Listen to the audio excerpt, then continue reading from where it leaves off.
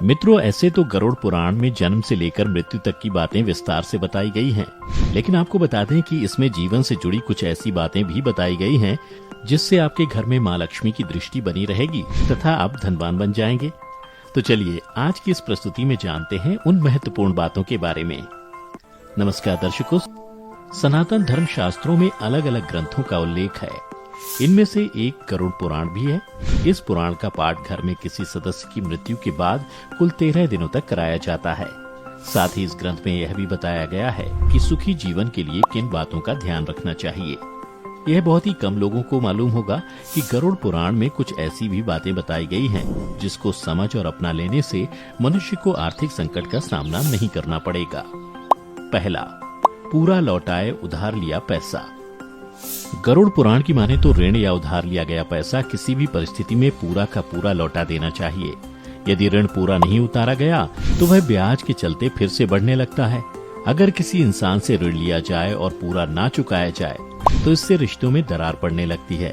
अगर आप भी चाहते हैं कि घर में माँ लक्ष्मी का वास हो तो पुराण की यह बात आपके लिए बेहद फायदेमंद साबित हो सकती है।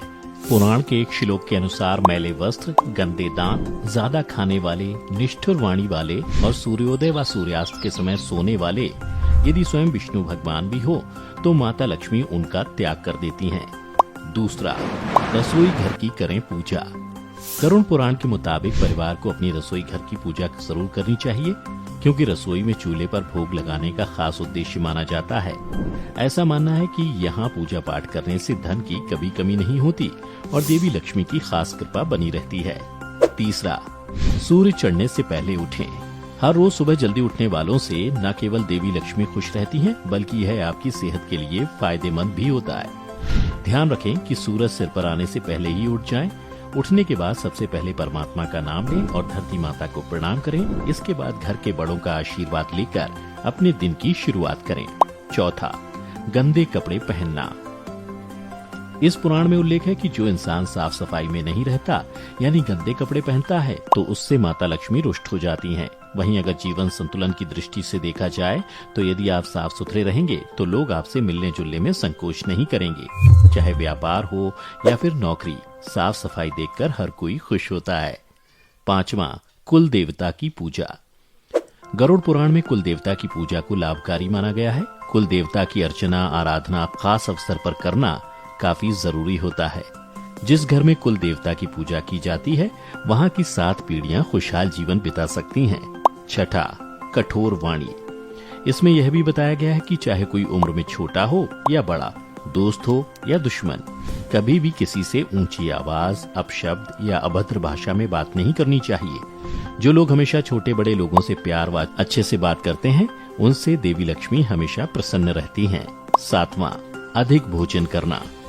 गरुड़ पुराण के अनुसार ज्यादा खाने वाले लोगों के पास माता लक्ष्मी नहीं ठहरती। इसके साथ ही ये लोग अपनी सेहत के साथ भी खिलवाड़ करते हैं और इससे उनका काम में मन भी नहीं लगता। ऐसे में हमेशा कम खाएं। इसी के साथ आपको ये भी बता दें कि यदि आप कर्ज लेते हैं तो उससे दूर कैसे हों। पहला, आपको सोमवार के दिन बरगद यानी वट के पेड़ पर जल चढ़ाना होगा। इसके लिए 1 लोटा जल लें, उसमें 1 चुटकी पिसा हुआ चावल और हल्दी डाल दें। इसके बाद वट वृक्ष की जड़ में जल चढ़ाते हुए उनसे अपने कर्जे से मुक्ति की बात कहते हैं। ऐसा आपको 5 सोमवार तक करना है। इसके बाद तीसरे सोमवार को बरगद के पेड़ की जड़ का एक छोटा सा टुकड़ा लेकर एक कपड़े में लपेट लें और उसे अपनी जेब में लगभग 2 से 3 महीने के लिए रख लें। बता दें कि कर्जा मुक्ति के उपाय के लिए वट वृक्ष को सबसे अच्छा माना जाता है, क्योंकि उस पर लक्ष्मी जी की बहुत दया होती है। और ऐसा हम नहीं, हमारे पुराण कहते हैं। इसलिए अगर आपने ये कर लिया तो आपके ऊपर चाहे जितना ज्यादा कर्ज हो आप उससे मुक्त हो जाएंगे। दूसरा, सबसे पहले आपको एक नारियल लेना होगा और उसमें स्वास्तिक बनाना होगा। इसके लिए चमेली के तेल में सिंदूर मिला लें और फिर उससे स्वास्तिक बनाएं। इसके बाद उसमें भोग के लिए कुछ मीठा रख लें और फिर उस नारियल को मंगलवार के दिन हनुमान जी पर चढ़ाएं।